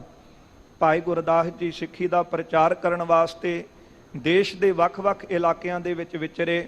ਜਿਸ ਤਰ੍ਹਾਂ ਆਗਰਾ, ਕਾਂਸ਼ੀ, ਜਿਸ ਵੇਲੇ ਧੰਨ ਗੁਰੂ ਰਾਮਦਾਸ ਮਹਾਰਾਜ ਜੋਤੀ ਜੋਤ ਸਮਾਏ, ਭਾਈ ਗੁਰਦਾਸ ਜੀ ਸਿੱਖੀ ਦਾ ਪ੍ਰਚਾਰ ਕਰਨ ਵਾਸਤੇ ਆਗਰੇ ਦੀ ਧਰਤੀ ਤੇ ਸਨ। ਉੱਥੋਂ ਦੀ ਸੰਗਤ ਨੂੰ ਪ੍ਰੇਰ ਕੇ ਗੋਇੰਦਵਾਲ ਸਾਹਿਬ ਦੀ ਪਾਵਨ ਧਰਤੀ ਤੇ ਲੈ ਕੇ ਆਏ। ਗੋਇੰਦਵਾਲ ਸਾਹਿਬ ਪਹੁੰਚਣ ਤੋਂ ਪਹਿਲਾਂ ਜਿਹੜਾ ਬਿਆਸਾ ਦਰਿਆ ਸੀ ਨਾ, ਉਸ ਸਮੇਂ ਇਹ ਦਰਿਆ ਬਹੁਤ ਚੜ੍ਹਿਆ ਸੀ। ਹੁਣ ਤਾਂ ਕਈ ਵਾਰ ਪਾਣੀ ਘਟ ਜਾਂਦਾ ਹੈ, ਪਰ ਵਿਦਵਾਨ ਮਹਾਂਪੁਰਖਾਂ ਦੇ ਦੱਸਣ ਅਨੁਸਾਰ ਕਿ ਪਹਿਲਾਂ ਬਿਆਸਾ ਦਰਿਆ ਰਾਹ ਨਹੀਂ ਸੀ ਦਿੰਦਾ। ਭਾਈ ਗੁਰਦਾਸ ਦੀ ਸ਼ਾਮ ਦੇ ਵਕਤ ਪਹੁੰਚੇ ਸਨ, ਮਲਾ ਕੋਈ ਲੱਭਿਆ ਨਾ। ਧੰਨ ਗੁਰੂ ਅਰਜਨ ਦੇਵ ਸਾਹਿਬ ਸੱਚੇ ਪਾਤਸ਼ਾਹ ਜੀ ਦੇ ਚਰਨਾਂ ਦਾ ਧਿਆਨ ਧਾਰਿਆ। ਗੁਰੂ ਜੀ ਦੇ ਪਾਵਨ ਬਚਨ, ਗੁਰ ਕਾ ਬਚਨ ਬਸੈ ਜੀ ਨਾਲੇ, ਜਲ ਨਹੀਂ ਡੂਬੈ ਤਸਕਰ ਨਹੀਂ ਲੇਵੈ, ਪਾਹੇ ਨ ਸਾਕੈ ਜਲ। ਪੂਰਨ ਵਿਸ਼ਵਾਸ ਰੱਖ ਕੇ ਭਾਈ ਗੁਰਦਾਸ ਜੀ ਬਿਆਸਾ ਦਰਿਆ ਵੱਲ ਤੁਰੇ ਤੇ ਬਿਆਸਾ ਨੇ ਵੀ ਰਸਤਾ ਦਿੱਤਾ। ਇਤਿਹਾਸ ਵਿੱਚ ਜ਼ਿਕਰ ਆਉਂਦਾ ਹੈ ਕਿ ਗੋਡੇ ਗੋਡੇ ਪਾਣੀ ਰਹਿ ਗਏ। ਭਾਈ ਗੁਰਦਾਸ ਜੀ ਅੱਗੇ ਚੱਲੇ, ਸੰਗਤਾਂ ਪਿੱਛੇ ਚੱਲੀਆਂ। ਜਦ ਦਰਿਆ ਪਾਰ ਕੀਤਾ ਤੇ ਮਨ ਵਿੱਚ ਇਹ ਸੋਚ ਆ ਗਈ ਕਿ ਮੈਂ ਕਿੰਨਾ ਭਰੋਸਾ ਗੁਰੂ ਤੇ ਰੱਖਿਆ। ਪਰ ਜਦੋਂ ਗੋਇੰਦਵਾਲ ਪਹੁੰਚੇ ਨਾ ਤੇ ਬਾਲਕਾਂ ਨੂੰ, ਛੋਟੇ ਬੱਚਿਆਂ ਨੂੰ ਖੇਡਦਿਆਂ ਭਾਈ ਗੁਰਦਾਸ ਜੀ ਨੇ ਦੇਖਿਆ ਤੇ ਬੱਚੇ ਕਹਿ ਰਹੇ ਸਨ ਕਿ ਸਤਿਗੁਰਾਂ ਤੇ ਭਰੋਸਾ ਰੱਖ ਕੇ ਕਾਰਜ ਹੋ ਸਕਦਾ ਹੈ। ਤੇ ਜਦੋਂ ਭਾਈ ਗੁਰਦਾਸ ਜੀ ਨੇ ਕੰਨਾਂ ਰਾਹੀਂ ਬੱਚਿਆਂ ਦੇ ਮੁਖੋਂ ਭਰੋਸੇ ਦੀ ਗੱਲ ਸੁਣੀ ਨਾ ਤੇ ਉਹਨਾਂ ਦੇ ਚਰਨਾਂ ਦੇ ਉੱਤੇ ਨਮਸਕਾਰ ਕੀਤੀ। ਕਹਿਣ ਲੱਗੇ ਇੰਨੀ ਛੋਟੀ ਉਮਰ ਵਿੱਚ ਵੀ ਗੁਰੂ ਦਾ ਭਰੋਸਾ। ਮਾਣ ਦੂਰ ਹੋਇਆ। ਪਤਾ ਲੱਗਾ ਸਤਿਗੁਰੂ ਅੰਮ੍ਰਿਤਸਰ ਦੀ ਧਰਤੀ ਤੇ ਨੇ ਪੰਜਵੇਂ ਪਾਤਸ਼ਾਹ ਗੁਰੂ ਅਰਜਨ ਦੇਵ ਸਾਹਿਬ ਸੰਗਤ ਨੂੰ ਲੈ ਕੇ ਗੋਇੰਦਵਾਲ ਸਾਹਿਬ ਤੋਂ ਚੱਲੇ ਅੰਮ੍ਰਿਤਸਰ ਆਉਂਦੇ। ਮਨ ਵਿੱਚ ਇਹ ਵਿਚਾਰ ਸੀ ਕਿ ਧੰਨ ਗੁਰੂ ਰਾਮਦਾਸ ਜੀ ਨੇ ਗੁਰੂ ਅਰਜਨ ਦੇਵ ਸਾਹਿਬ ਅੰਦਰ ਆਪਣੀ ਜੋਤ ਰੱਖੀ। ਮਨ ਵਿੱਚ ਪੂਰਨ ਭਰੋਸਾ ਵਿਸ਼ਵਾਸ ਤਾਂ ਹੋਵੇ ਜੇ ਸਤਿਗੁਰੂ ਮੇਰੇ ਦਿਲ ਦੀ ਗੱਲ ਜਾਣ ਲੈ। ਧੰਨ ਗੁਰੂ ਅਰਜਨ ਦੇਵ ਸਾਹਿਬ ਜੀ ਨੂੰ ਆ ਕੇ ਨਮਸਕਾਰ ਕੀਤੀ। ਰਿਸ਼ਤੇ ਵਜੋਂ ਭਾਈ ਗੁਰਦਾਸ ਜੀ ਮਾਮਾ ਜੀ ਲੱਗਦੇ, ਕਿਉਂਕਿ ਬੀਬੀ ਭਾਨੀ ਜੀ ਦੇ ਭਰਾ ਲੱਗੇ ਤੇ ਧੰਨ ਗੁਰੂ ਅਰਜਨ ਦੇਵ ਸਾਹਿਬ ਜੀ ਦੇ ਰਿਸ਼ਤੇ ਵਜੋਂ ਮਾਮੇ ਲੱਗੇ। ਜਦੋਂ ਪਹੁੰਚੇ ਧੰਨ ਗੁਰੂ ਅਰਜਨ ਦੇਵ ਸਾਹਿਬ ਮਹਾਰਾਜ ਭਾਈ ਜੀ ਕਹਿੰਦੇ ਸਨ। ਸਤਿਗੁਰੂ ਜੀ ਕਹਿਣ ਲੱਗੇ ਭਾਈ ਗੁਰਦਾਸ ਜੀ ਆਓ, ਕੀ ਮਨ ਵਿੱਚ ਸੋਚ ਰਹੇ ਹੋ? ਬੱਚਿਆਂ ਦੇ ਅੰਦਰ ਪ੍ਰਭੂ ਦਾ ਭਰੋਸਾ ਦੇਖ ਕੇ ਉਹਨਾਂ ਦੇ ਚਰਨਾਂ ਵਿੱਚ ਝੁਕੇ ਹੋ। ਤੇ ਦੂਜਾ ਬਚਨ ਗੁਰੂ ਜੀ ਨੇ ਕੀਤਾ, ਜਿਸ ਤਰ੍ਹਾਂ ਸ਼ਬਦ ਦੀ ਟੇਕ ਲੈ ਕੇ ਤੁਸੀਂ ਦਰਿਆ ਪਾਰ ਕੀਤਾ ਹੈ ਨਾ, ਇਸੇ ਤਰ੍ਹਾਂ ਸ਼ਬਦ ਦੀ ਟੇਕ ਲੈ ਕੇ ਸੰਸਾਰ ਸਮੁੰਦਰ ਨੂੰ ਤਰ ਜਾਈਦਾ। ਇਹ ਬਚਨ ਸਤਿਗੁਰਾਂ ਦੇ ਮੁਖੋਂ ਸੁਣ ਕੇ ਗੁਰੂ ਜੀ ਦੇ ਚਰਨੀ ਪੈ ਗਏ। ਜਦੋਂ ਲੰਗਰ ਵਿੱਚ ਗਏ ਤੇ ਲੰਗਰ ਦੀ ਜਾ ਕੇ ਹਾਲਤ ਪਤਲੀ ਦੇਖੀ। ਜਿਹੜੇ ਲੰਗਰ ਬਾਰੇ ਪੜ੍ਹਦੇ ਹਾਂ ਕਿ ਰਸ ਅੰਮ੍ਰਿਤ ਖੀਰ ਘਿਆਲੀ, ਉਸ ਲੰਗਰ ਦੇ ਵਿੱਚੋਂ ਜਿੱਥੋਂ ਅਕਬਰ ਵੀ ਭੋਜਨ ਛਕਦਾ ਤੇ ਭੋਜਨ ਛਕ ਕੇ ਕਹਿੰਦਾ ਸੀ ਕਿ ਐਸਾ ਸਵਾਦ ਮੈਨੂੰ ਕਦੇ ਆਪਣੇ ਸ਼ਾਹੀ ਮਹਿਲਾਂ ਵਿੱਚ ਖਾਣੇ ਦਾ ਨਹੀਂ ਆਇਆ। ਅੱਜ ਉਹ ਲੰਗਰ ਦੀ ਹਾਲਤ ਪਤਲੀ ਦੇਖੀ। ਜਾ ਕੇ ਭੈਣ ਭਾਨੀ ਜੀ ਨੂੰ ਪੁੱਛਿਆ ਤੇ ਮਾਤਾ ਜੀ ਨੇ ਸਾਰੀ ਗੱਲ ਦੱਸ ਦਿੱਤੀ ਕਿ ਪ੍ਰਿਥੀ ਚੰਦ ਪਿਆ ਈਰਖਾ ਕਰਦਾ ਹੈ। ਭਾਈ ਗੁਰਦਾਸ ਜੀ ਨੇ ਬਾਬਾ ਬੁੱਢਾ ਸਾਹਿਬ ਜੀ ਨੂੰ ਨਾਲ ਲਿਆ ਤੇ ਸੰਗਤ ਜੀ ਜਿਹੜਾ ਅਸਥਾਨ ਪਿਪਲੀ ਸਾਹਿਬ ਵਾਲਾ ਅਸਥਾਨ ਹੈ ਨਾ, ਇੱਥੇ ਬੈਠ ਗਏ, ਕਿਉਂਕਿ ਇਹ ਮੁੱਖ ਦਰਵਾਜ਼ਾ ਰਿਹਾ ਇੱਧਰ ਆਉਣ ਦਾ। ਤੇ ਇੱਥੇ ਬੈਠ ਕੇ ਆਈਆਂ ਸੰਗਤਾਂ ਨੂੰ ਪ੍ਰੇਰਦੇ ਰਹੇ ਕਿ ਸੱਚਾ ਸਤਿਗੁਰੂ ਧੰਨ ਗੁਰੂ ਅਰਜਨ ਦੇਵ ਸਾਹਿਬ ਹੈ। ਜਦੋਂ ਸੰਗਤਾਂ ਇੱਧਰ ਆਉਣ ਲੱਗੀਆਂ, ਪ੍ਰਿਥੀ ਚੰਦ ਗੁੱਸੇ ਵਿੱਚ ਆਏ ਤੇ ਭਾਈ ਗੁਰਦਾਸ ਜੀ ਨੂੰ ਕਹਿਣ ਲੱਗੇ ਕਿ ਬਾਬਾ ਬੁੱਢਾ ਸਾਹਿਬ ਨੇ ਤਾਂ ਪੱਖਬਾਜ਼ੀ ਕੀਤੀ ਹੈ, ਪਰ ਤੁਸੀਂ ਤਾਂ ਸਾਡੇ ਮਾਮੇ ਲੱਗਦੇ ਹੋ ਨਾ, ਤੁਸੀਂ ਕਿਉਂ ਇਸ ਤਰ੍ਹਾਂ ਕਰਦੇ ਹੋ? ਭਾਈ ਗੁਰਦਾਸ ਜੀ ਨੇ ਵਿੱਚ ਪੈ ਕੇ ਧੰਨ ਵੀ ਬਾਬੇ ਪ੍ਰਿਥੀ ਚੰਦ ਨੂੰ ਵੱਧ ਦਵਾਇਆ, ਪਰ ਅੰਦਰ ਦੀ ਤ੍ਰਿਸ਼ਨਾ ਬੁਝੀ ਨਾ। ਫਿਰ ਹੇਹਰ ਪਿੰਡ ਜਾ ਕੇ ਇਹਨੇ ਹਰਮੰਦਰ ਸਾਹਿਬ ਬਣਾ ਲਿਆ। ਇਹ ਸੱਚਖੰਡ ਹਰਮੰਦਰ ਸਾਹਿਬ ਦੀ ਰੀਸ ਕੀਤੀ, ਜਿਹਦੇ ਬਾਬਤ ਗੁਰੂ ਜੀ ਦੇ ਬਚਨ ਪੜ੍ਹਦੇ ਹਾਂ, ਡਿੱਠੇ ਸਭੇ ਥਾਮ ਨਹੀਂ ਤੁਧ ਜਿਹਾ ਅੰਮ੍ਰਿਤਸਰ ਸਤਿਗੁਰ ਸਤਵਾਦੀ। ਉਹਦੀ ਭਲਾ ਰੀਸ ਕੋਈ ਕਿੱਥੇ ਕਰ ਸਕਦਾ ਸੀ, ਪਰ ਆਪਣੇ ਵੱਲੋਂ ਰੀਸ ਕੀਤੀ। ਭਾਈ ਗੁਰਦਾਸ ਜੀ ਦੇ ਸਮਝਾਉਣ ਤੇ ਨਾ ਸਮਝਿਆ। ਫਿਰ ਭਾਈ ਗੁਰਦਾਸ ਜੀ ਨੇ ਵਾਰਾਂ ਦੇ ਵਿੱਚ ਆਪਾਂ ਜ਼ਿਕਰ ਪੜ੍ਹਦੇ ਹਾਂ ਕਿ ਬਾਬੇ ਪ੍ਰਿਥੀ ਚੰਦ ਨੂੰ ਮੀਣਾ ਲਿਖਿਆ ਹੈ। ਧੰਨ ਗੁਰੂ ਅਰਜਨ ਦੇਵ ਸਾਹਿਬ ਸੱਚੇ ਪਾਤਸ਼ਾਹ ਜੀ ਨੇ ਜਗਤ ਦੇ ਭਲੇ ਵਾਸਤੇ, ਮਨੁੱਖਤਾ ਦੀ ਕਲਿਆਣ ਵਾਸਤੇ ਜਦੋਂ ਸਾਰੀ ਬਾਣੀ ਇਕੱਤਰ ਕਰਵਾਈ ਤੇ ਭਾਈ ਗੁਰਦਾਸ ਜੀ ਨੂੰ ਲਿਖਾਰੀ ਲਾ ਕੇ ਸ੍ਰੀ ਗੁਰੂ ਗ੍ਰੰਥ ਸਾਹਿਬ ਜੀ ਦੀ ਬਾਣੀ 18-10-20 ਤੱਕ ਲਿਖਵਾਈ 30 ਰਾਗਾਂ ਦੇ ਵਿੱਚ। ਤੇ ਭਾਈ ਗੁਰਦਾਸ ਜੀ ਦੀ ਬਾਣੀ ਨੂੰ ਗੁਰਬਾਣੀ ਦੀ ਕੁੰਜੀ ਕਹਿ ਕੇ ਸਨਮਾਨ ਦਿੱਤਾ। ਇਹ ਬਚਨ ਵੀ ਕਹੇ ਕਿ ਜਿਹੜੇ ਗੁੱਝੇ ਭੇਦ ਨਹੀਂ ਖੁੱਲ੍ਹਦੇ, ਉਹ ਭਾਈ ਗੁਰਦਾਸ ਜੀ ਦੀ ਬਾਣੀ ਪੜ੍ਹ ਕੇ ਗੁੱਝੇ ਭੇਦ ਖੁੱਲ੍ਹ ਜਾਇਆ ਕਰਨਗੇ। ਸਤਿਗੁਰਾਂ ਦੀ ਸ਼ਹਾਦਤ ਤੋਂ ਬਾਅਦ ਧੰਨ ਮੀਰੀ ਪੀਰੀ ਦੇ ਮਾਲਕ ਗੁਰੂ ਹਰਗੋਬਿੰਦ ਸਾਹਿਬ ਜੀ ਨੇ ਸ੍ਰੀ ਹਰਿਮੰਦਰ ਸਾਹਿਬ ਦੇ ਸਾਹਮਣੇ ਅਕਾਲ ਬੁੰਗਾ ਰਚਿਆ, ਜਿਹਨੂੰ ਆਪਾਂ ਅਕਾਲ ਤਖਤ ਕਹਿੰਦੇ ਹਾਂ। ਉਹ ਅਕਾਲ ਬੁੰਗਾ ਸਤਿਗੁਰਾਂ ਨੇ ਕਿਸੇ ਵੀ ਕਾਰੀਗਰ ਨੂੰ ਲਾ ਕੇ ਜਾਂ ਕਿਸੇ ਰਾਜਨੀਤਿਕ ਬੰਦੇ ਨੂੰ ਲਿਆ ਕੇ ਉਹਦੀ ਤਿਆਰੀ ਨਹੀਂ ਕਰਵਾਈ। ਸਤਿਗੁਰਾਂ ਦੇ ਭਾਈ ਗੁਰਦਾਸ ਜੀ ਨੂੰ ਤੇ ਬਾਬਾ ਬੁੱਢਾ ਸਾਹਿਬ ਜੀ ਨੂੰ ਨਾਲ ਲਿਆ। ਬਚਨ ਪੜ੍ਹਦੇ ਹਾਂ, ਇਤਿਹਾਸ ਵਿੱਚ ਕਿਸੇ ਰਾਜ ਨੇ ਹੱਥ ਲਗਾਇਓ, ਬੁੱਢਾ ਆਓ ਗੁਰਦਾਸ ਬਣਾਇਓ। ਭਾਈ ਗੁਰਦਾਸ ਤੇ ਬਾਬਾ ਬੁੱਢਾ ਸਾਹਿਬ ਜੀ ਨੇ ਇਹ ਸਾਰੀ ਤਿਆਰੀ ਕੀਤੀ। ਥੜਾ ਬਣਿਆ। ਇਮਾਰਤ ਬਾਅਦ ਵਿੱਚ ਮਿਸਲਾਂ ਨੇ ਕਾਇਮ ਕੀਤੀ। ਜਦੋਂ ਭਾਈ ਗੁਰਦਾਸ ਜੀ ਦਾ ਅਖੀਰਲਾ ਸਮਾਂ ਆਇਆ ਤੇ ਭਾਈ ਗੁਰਦਾਸ ਜੀ ਗੋਇੰਦਵਾਲ ਸਾਹਿਬ ਦੀ ਪਾਵਨ ਧਰਤੀ ਤੇ ਸਨ। ਧੰਨ ਮੇਰੀ ਪੀਰੀ ਦੇ ਮਾਲਕ ਗੁਰੂ ਹਰਗੋਬਿੰਦ ਸਾਹਿਬ ਜੀ ਨੂੰ ਸੁਨੇਹਾ ਭੇਜ ਕੇ ਬੁਲਾਇਆ। ਸਤਿਗੁਰੂ ਗੋਇੰਦਵਾਲ ਦੀ ਧਰਤੀ ਤੇ ਗਏ, ਸਤਿਗੁਰਾਂ ਦੇ ਚਰਨਾਂ ਤੇ ਸੀਸ ਰੱਖਿਆ, ਜਪਜੀ ਸਾਹਿਬ ਦਾ ਪਾਠ ਕੀਤਾ ਤੇ ਅਖੀਰਲੀ ਇੱਛਾ ਪ੍ਰਗਟ ਕੀਤੀ। ਸਤਿਗੁਰੂ, ਇੱਕ ਮੇਰੀ ਅਖੀਰਲੀ ਇੱਛਾ ਹੈ।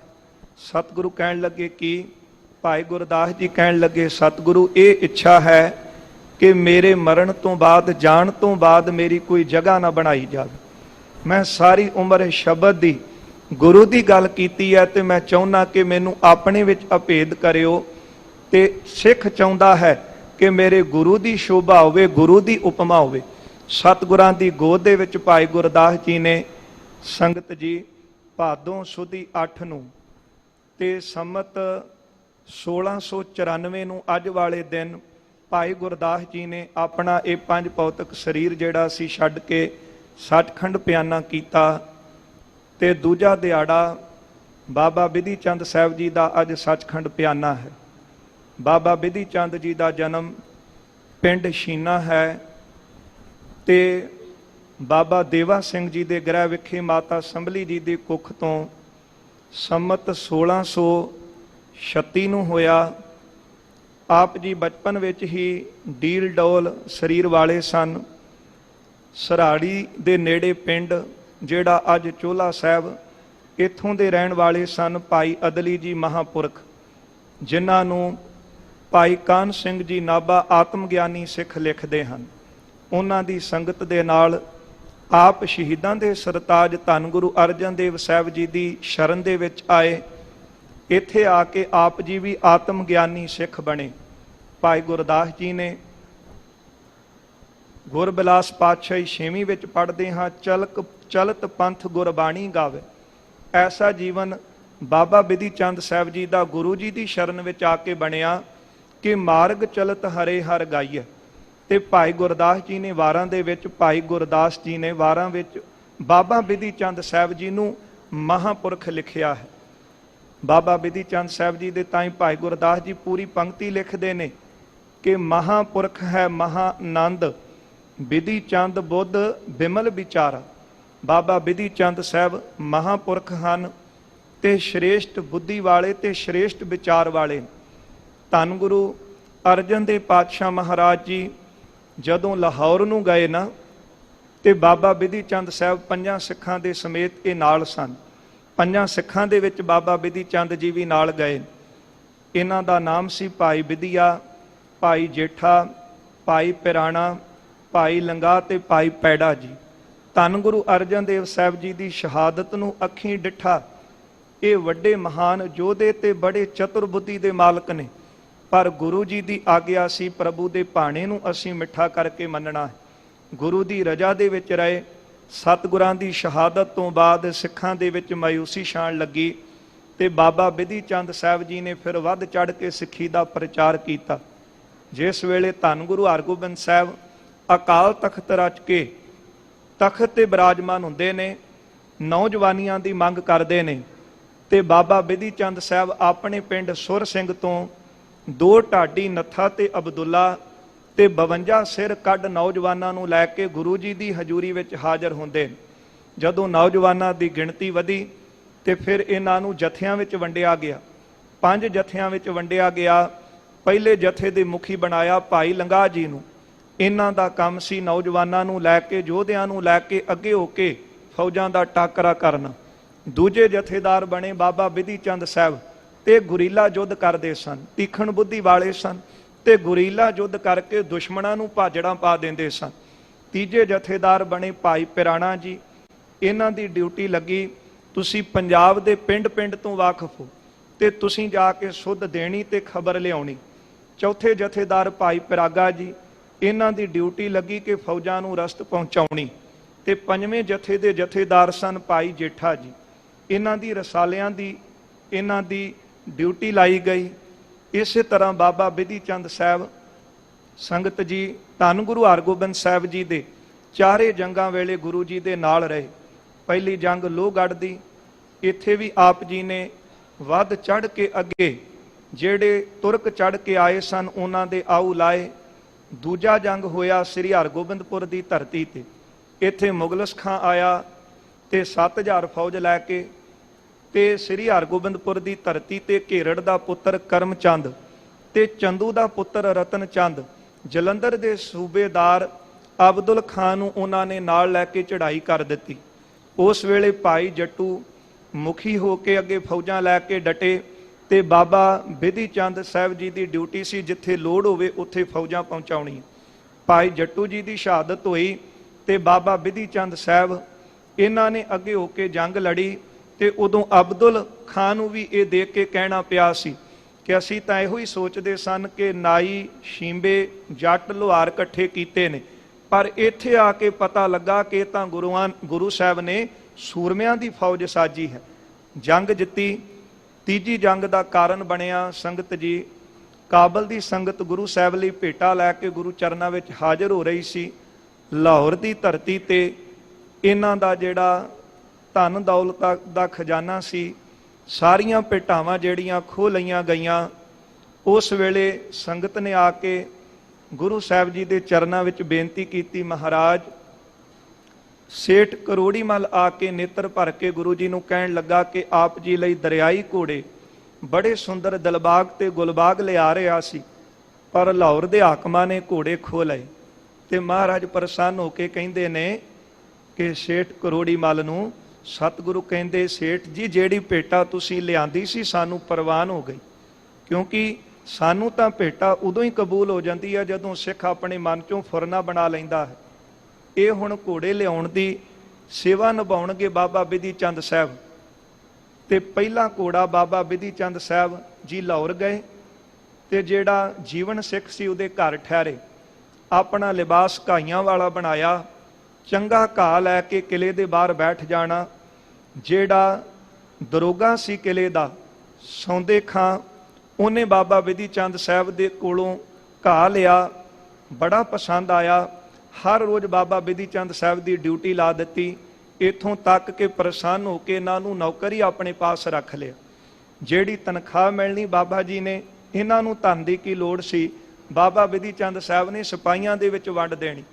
ਇੱਕ ਦਿਨ ਬਾਬਾ ਬਿਧੀ ਚੰਦ ਸਾਹਿਬ ਜੀ ਨੇ ਐਸੀ ਜ਼ਿਆਫਤ ਵੰਡੀ, ਸਾਰੇ ਨਸ਼ੇ ਦੇ ਵਿੱਚ ਗੁੱਟ ਹੋ ਗਏ ਤੇ ਬਾਬਾ ਬਿਧੀ ਚੰਦ ਸਾਹਿਬ ਨੇ ਸਾਰਿਆਂ ਨੂੰ ਅੰਦਰ ਬੰਦ ਕਰਕੇ ਤੇ ਜਿਹੜਾ ਘੋੜਾ ਸੀ ਉਹ ਦਰਿਆ ਦੀ ਕੰਧ ਤੋਂ ਟਪਾ ਕੇ ਗੁਰੂ ਹਰਗੋਬਿੰਦ ਸਾਹਿਬ ਜੀ ਦੇ ਚਰਨਾਂ ਦੇ ਵਿੱਚ ਲਿਆਂਦਾ। ਸਤਿਗੁਰਾਂ ਨੇ ਪ੍ਰਸੰਨ ਹੋ ਕੇ ਬਾਬਾ ਬਿਧੀ ਚੰਦ ਸਾਹਿਬ ਜੀ ਨੂੰ ਮੰਗਣ ਵਾਸਤੇ ਕਿਹਾ ਤੇ ਬਾਬਾ ਜੀ ਨੇ 4 ਬਖਸ਼ਿਸ਼ਾਂ ਮੰਗੀਆਂ, ਗੁਰੂ ਕਾ ਅੰਗ, ਸਾਧ ਕਾ ਸੰਗ, ਨਾਮ ਕਾ ਰੰਗ, ਨਿਸ਼ਚਾ ਅਪੰਗ, ਕਿ ਮੇਰਾ ਜਿਹੜਾ ਭਰੋਸਾ ਉਹ ਅਡੋਲ ਰਹੇ। ਦੂਜਾ ਘੋੜਾ ਲੈਣ ਗਏ ਨਜੂਮੀ ਬਣ ਕੇ, ਭੋੜੂ ਸਿੱਖ ਸੀ ਉਹਦੇ ਘਰ ਗਏ ਤੇ ਸਾਰੀ ਗੱਲਬਾਤ ਪੁੱਛੀ ਤੇ ਉਹ ਦੱਸਣ ਲੱਗਾ ਕਿ ਜਿਹੜਾ ਦਰੋਗਾ ਹੈ ਨਾ, ਉਹ ਇੱਥੇ ਨਜੂਮੀਆਂ ਦੇ ਚਰਨ ਚੁੰਮਦਾ ਫਿਰਦਾ ਹੈ, ਜਿਹੜੇ ਜੋਤਸ਼ੀ ਨੇ, ਮੌਲਵੀ ਨੇ। ਤੇ ਬਾਬਾ ਬਿਧੀ ਚੰਦ ਸਾਹਿਬ ਜੀ ਨੇ ਨਜੂਮੀ ਦਾ ਰੂਪ ਧਾਰ ਲਿਆ, ਕਿਲੇ ਦੇ ਨੇੜੇ ਬੈਠ ਗਏ। ਸੌਂਦੇ ਖਾਂ ਜਾਂਦਾ ਦੇਖਿਆ ਤੇ ਆਵਾਜ਼ ਮਾਰ ਕੇ ਉਹਦੇ ਦਿਲ ਦੀ ਗੱਲ ਦੱਸ ਦਿੱਤੀ, ਕਿਉਂਕਿ ਜਾਣਦੇ ਸਨ ਕਿ ਸੋਚਦਾ ਕੀ ਪਿਆ ਹੈ। ਉਹ ਬੜਾ ਪ੍ਰਸੰਨ ਹੋਇਆ ਤੇ ਉਹ ਆਪਣੇ ਅਮਾਲਕ ਕੋਲ ਲੈ ਆਇਆ ਤੇ ਬਾਬਾ ਬਿਧੀ ਚੰਦ ਸਾਹਿਬ ਨੇ ਸਾਰੀ ਗੱਲ ਦੱਸੀ ਕਿ ਕਿਸ ਤਰ੍ਹਾਂ ਘੋੜਾ ਗਿਆ, ਕਿੱਥੇ ਗਿਆ, ਕਿਸ ਤਰ੍ਹਾਂ ਖੜਿਆ। ਕਹਿਣ ਲੱਗੇ ਘੋੜਾ ਕਿੱਥੇ? ਕਹਿਣ ਲੱਗੇ ਹੁਣ ਸਮਾਂ ਉਦਾਂ ਦਾ ਬਣਾਓ ਫਿਰ ਪਤਾ ਲੱਗੇ। ਉਸੇ ਤਰ੍ਹਾਂ ਕੀਤਾ। ਅੱਧੀ ਰਾਤ ਦਾ ਸਮਾਂ ਹੋਇਆ, ਸਾਰਿਆਂ ਨੂੰ ਅੰਦਰ ਬੰਦ ਕੀਤਾ ਤੇ ਬੰਦ ਕਰਕੇ ਬਾਬਾ ਬਿਧੀ ਚੰਦ ਸਾਹਿਬ ਜੀ ਨੇ ਆਵਾਜ਼ ਦਿੱਤੀ। ਕਹਿਣ ਲੱਗੇ, ਮੈਂ ਹਾਂ ਗੁਰੂ ਹਰਗੋਬਿੰਦ ਸਾਹਿਬ ਦਾ ਸਿੱਖ ਬਿਧੀ ਚੰਦ ਛੀਨਾ, ਤੇ ਮੈਂ ਪਹਿਲਾ ਘੋੜਾ ਵੀ ਇਹ ਮੈਂ ਲੈ ਕੇ ਗਿਆ ਸੀ ਤੇ ਦੂਜਾ ਘੋੜਾ ਵੀ ਮੈਂ ਲੈ ਕੇ ਚੱਲਾਂ। ਜੇ ਤੁਹਾਡੇ ਵਿੱਚ ਹਿੰਮਤ ਹੈ ਤੇ ਆ ਕੇ ਗੁਰੂ ਨਾਲ ਟਾਕਰਾ ਕਰ ਲਓ। ਇਹ ਬਚਨ ਕਹਿ ਕੇ ਕਿਹਾ, ਸਤਿਗੁਰੂ ਮੇਰੀ ਸਹਾਇਤਾ ਕਰਨੀ। ਤੇ ਦੂਜਾ ਘੋੜਾ ਵੀ ਕਿਲੇ ਦੀ ਕੰਧ ਤੋਂ ਟਪਾ ਕੇ ਲਿਆਂਦਾ। ਧੰਨ ਗੁਰੂ ਹਰਗੋਬਿੰਦ ਸਾਹਿਬ ਜੀ ਦੀ ਸ਼ਰਨ ਦੇ ਵਿੱਚ ਆਏ। ਗੁਰੂ ਸਾਹਿਬ ਜੀ ਨੇ ਪ੍ਰਸੰਨ ਹੋ ਕੇ ਫਿਰ 3 ਬਚਨ ਕਹੇ। 4 ਬਚਨ ਮਹਾਰਾਜ ਜੀ ਨੇ ਦਿੱਤੇ। ਕੁਝ ਵਿਦਵਾਨ ਕਹਿੰਦੇ ਨੇ ਪਹਿਲਾ ਬਚਨ ਗੁਰੂ ਜੀ ਨੇ ਕੀਤਾ, ਬਿਧੀ ਚੰਦ ਛੀਨਾ ਗੁਰੂ ਕਾ ਸੀਨਾ ਪ੍ਰੇਮ ਭਗਤ ਲੀਨਾ। ਤੇ ਚੌਥਾ ਬਚਨ ਸੀ, ਕਦੇ ਕਮੀ ਨਾ ਹੈ। ਬਿਧੀ ਚੰਦ ਜੀ, ਤੁਹਾਨੂੰ ਕਦੇ ਕਿਸੇ ਵਸਤੂ ਦੀ ਕਮੀ ਨਹੀਂ ਹੋਵੇਗੀ। ਤੁਹਾਡੀ ਪੁਸ਼ਤਾਂ ਦਰ ਪੁਸ਼ਤਾਂ ਜਿਹੜੀਆਂ ਨੇ ਉਹ ਗੁਰੂ ਘਰ ਦੇ ਨਾਲ ਇਹਨਾਂ ਦਾ ਸੰਬੰਧ ਕਾਇਮ ਹੋ ਗਿਆ। ਮਹਾਰਾਜ ਇਹਨਾਂ ਬਿਧੀ ਚੰਦ ਜੀ ਨਾਲ ਪ੍ਰੇਮ ਕਰਦੇ ਸੀ, ਆਪਣੇ ਪੁੱਤਰਾਂ ਵਰਗਾ। ਜਦੋਂ ਭਾਈ ਸੁਭਾਗਾ 5 ਘੋੜੇ ਲੈ ਕੇ ਆਇਆ, ਇਰਾਕੀ ਘੋੜੇ, ਪਹਿਲਾ ਘੋੜਾ ਮਹਾਰਾਜ ਨੇ ਆਪਣੇ ਵੱਡੇ ਸੁਪੁੱਤਰ ਬਾਬਾ ਗੁਰਦਿੱਤਾ ਜੀ ਨੂੰ ਦਿੱਤਾ, ਦੂਜਾ ਘੋੜਾ ਬਾਬਾ ਸੂਰਜਮਲ ਜੀ ਨੂੰ, ਤੀਜਾ ਘੋੜਾ ਬਾਬਾ ਬਿਧੀ ਚੰਦ ਸਾਹਿਬ ਜੀ ਨੂੰ ਦਿੱਤਾ ਤੇ 2 ਘੋੜੇ ਆਪ ਰੱਖੇ। ਧੰਨ ਗੁਰੂ ਹਰਗੋਬਿੰਦ ਸਾਹਿਬ ਜੀ ਦੀ ਸ਼ਰਨ ਦੇ ਵਿੱਚ ਰਹਿ ਕੇ ਹਰ ਜੰਗ ਦੇ ਵਿੱਚ ਬਾਬਾ ਬਿਧੀ ਚੰਦ ਸਾਹਿਬ ਨੇ ਹਿੱਸਾ ਲਿਆ। ਫਿਰ ਗੁਰੂ ਜੀ ਕਰਤਾਰਪੁਰ ਤੋਂ ਕੀਰਤਪੁਰ ਗਏ। ਉੱਥੇ ਕੀਰਤਪੁਰ ਦੀ ਧਰਤੀ ਤੇ ਆਪ ਜੀ ਦਾ ਮਿਲਾਪ ਸੁੰਦਰ ਸ਼ਾਹ ਦੇ ਨਾਲ ਹੋਇਆ। ਜਿਹੜੀ ਉੱਥੇ ਇਹਨਾਂ ਦੀ ਆਪਸੀ ਮੇਲ ਮਿਲਾਪ ਹੋਇਆ, ਇਹਨਾਂ ਪ੍ਰੇਮ ਵਧਿਆ। ਬ੍ਰਹਮ ਗਿਆਨ ਦੀਆਂ ਗੱਲਾਂ ਕਰਦੇ ਨੇ, ਇਹਨਾਂ ਪ੍ਰੇਮ ਵਧਿਆ ਜਿਨ੍ਹਾਂ ਦਸੰਦੜਿਆਂ ਦੁਰਮਤ ਵੰਝੇ ਮਿੱਤਰ ਅਸਾਡੜੇ ਸਈ। ਇੱਥੋਂ ਤੱਕ ਕਿ ਬਚਨ ਕਹਿ ਦਿੱਤਾ ਕਿ ਹੁਣ ਅਸੀਂ ਸੱਚਖੰਡ ਪਿਆਨਾ ਵੀ ਇਕੱਠੇ ਕਰਾਂਗੇ। ਸੁੰਦਰ ਸ਼ਾਹ ਜੀ ਚਲੇ ਗਏ। ਇਹਨਾਂ ਦਾ ਦਿਓ ਨਗਰ ਸੀ ਅਯੁੱਧਿਆ ਦੇ ਨੇੜੇ। ਅਯੁੱਧਿਆ ਤੋਂ ਸੰਗਤ ਦਾ ਸੁਨੇਹਾ ਆਇਆ, ਧੰਨ ਗੁਰੂ ਹਰਗੋਬਿੰਦ ਸਾਹਿਬ ਜੀ ਨੂੰ ਮਹਾਰਾਜ ਸੰਗਤਾਂ ਉਡੀਕਦੀਆਂ, ਆਪ ਜੀ ਦਰਸ਼ਨ ਦਿਓ। ਤੇ ਧੰਨ ਗੁਰੂ ਹਰਗੋਬਿੰਦ ਸਾਹਿਬ ਜੀ ਕਹਿਣ ਲੱਗੇ ਕਿ ਸਾਡਾ ਸਰੂਪ ਬਿਧੀ ਚੰਦ ਉਹ ਉੱਥੇ ਆਉਣਗੇ। ਸੰਗਤ ਕਹਿਣ ਲੱਗੀ, ਸਤਿਗੁਰੂ ਅਸੀਂ ਤੁਹਾਨੂੰ ਲੋਚਦੇ ਹਾਂ, ਤੁਹਾਡੀ ਉਡੀਕ ਕਰਦੇ ਹਾਂ। ਤੇ ਮਹਾਰਾਜ ਕਹਿਣ ਲੱਗੇ, ਜਿਹੜਾ ਸਾਡੇ ਵਿੱਚ ਤੇ ਬਿਧੀ ਚੰਦ ਜੀ ਵਿੱਚ ਕੋਈ ਫਰਕ ਸਮਝੇਗਾ ਉਹ ਸਿੱਖੀ ਤੋਂ ਬਹੁਤ ਦੂਰ ਰਹੇਗਾ। ਮਹਾਰਾਜ ਜੀ ਨੇ ਸਿੱਖ ਨੂੰ ਆਪਣੇ ਤੁਲ ਮਹਾਨ ਬਣਾ ਦਿੱਤਾ। ਜਦੋਂ ਸਮਾਂ ਆਇਆ ਬਾਬਾ ਬਿਧੀ ਚੰਦ ਸਾਹਿਬ ਦਿਓ ਨਗਰ ਗਏ। ਸੰਗਤ ਜੀ ਉੱਥੇ ਸਿੱਖੀ ਦਾ ਪ੍ਰਚਾਰ ਕਰਦੇ ਰਹੇ। ਫਿਰ ਉੱਥੇ ਹੀ ਦੁਨੀਆ ਨੇ ਇੰਤਹਾ ਦੇਖੀ ਕਿ ਬਾਬਾ ਬਿਧੀ ਚੰਦ ਸਾਹਿਬ ਤੇ ਸੁੰਦਰ ਸ਼ਾਹ ਜੀ ਨੇ ਇੱਕੋ ਦਿਨ ਇਹ 5 ਭੌਤਿਕ ਸਰੀਰ ਜਿਹੜੇ ਸੀ ਛੱਡੇ ਤੇ ਸੱਚਖੰਡ ਪਿਆਨਾ ਕੀਤਾ। ਤੇ ਬਾਬਾ ਬਿਧੀ ਚੰਦ ਸਾਹਿਬ ਜੀ ਨੇ ਅੱਜ ਵਾਲੇ ਦਿਨ ਸੰਗਤ ਜੀ ਭਾਦੋਂ ਸੁਦੀ 8 ਨੂੰ ਸੰਮਤ ਹੈ 1697 ਸੱਚਖੰਡ ਪਿਆਨਾ ਦਿਵਸ ਉਹਨਾਂ ਦਾ ਜੋੜ ਮੇਲਾ ਜਿਹੜਾ ਸਾਲਾਨਾ ਹੈ ਉਹ ਸੁਰ ਸਿੰਘ ਦੀ ਪਾਵਨ ਧਰਤੀ ਤੇ ਮਹਾਂਪੁਰਖ ਬਾਬਾ ਬਿਧੀ ਚੰਦ ਸਾਹਿਬ ਜੀ ਦੇ 12ਵੇਂ ਜਾਨਸ਼ੀਨ ਸੰਤ ਬਾਬਾ ਅਵਤਾਰ ਸਿੰਘ ਜੀ ਸੁਰ ਸਿੰਘ ਵਾਲਿਆਂ ਵੱਲੋਂ ਬੜੀ ਸ਼ਰਧਾ ਤੇ ਭਾਵਨਾ ਸਹਿਤ ਮਨਾਇਆ ਜਾ ਰਿਹਾ ਹੈ। ਸੋ ਇਹ 2 ਦਿਹਾੜੇ ਸਨ। ਇਤਨੀਆਂ ਕੁ ਵਿਚਾਰਾਂ ਕਰਦਿਆਂ ਦਾਸ ਪਾਸੋਂ ਅਨੇਕਾਂ ਪ੍ਰਕਾਰ ਦੀਆਂ ਭੁੱਲਾਂ ਗਲਤੀਆਂ ਹੋ ਜਾਣੀਆਂ ਸੁਭਾਵਿਕ ਹਨ। ਸਤਿਗੁਰੂ ਖਿਮਾ ਕਰਨ, ਆਪ ਸੰਗਤਾਂ ਨੇ ਖਿਮਾ ਕਰ ਦੇਣੀ। ਆਓ 2 ਪੰਕਤੀਆਂ ਸਰਵਣ ਕਰਕੇ ਇੱਥੇ ਫਤਿਹ ਬੁਲਾਈਏ ਜੀ। ਕਹਿ ਰਵਿਦਾਸ ਭਗਤ ਇੱਕ ਬਾਡੀ, ਅਬ ਇਹ ਕਾਸਿਓ ਕਹੀਐ, ਜਾ ਕਾਰਨ ਹਮ ਤੁਮ ਆਰਾਧੇ, ਸੋ ਦੁਖ ਅਜਹੂ ਸਹੀਐ। ਵਾਹਿਗੁਰੂ ਜੀ ਕਾ ਖਾਲਸਾ, ਵਾਹਿਗੁਰੂ ਜੀ ਕੀ ਫਤਿਹ। ਵਾਹਿਗੁਰੂ ਜੀ ਕਾ ਖਾਲਸਾ, ਵਾਹਿਗੁਰੂ ਜੀ ਕੀ ਫਤਿਹ।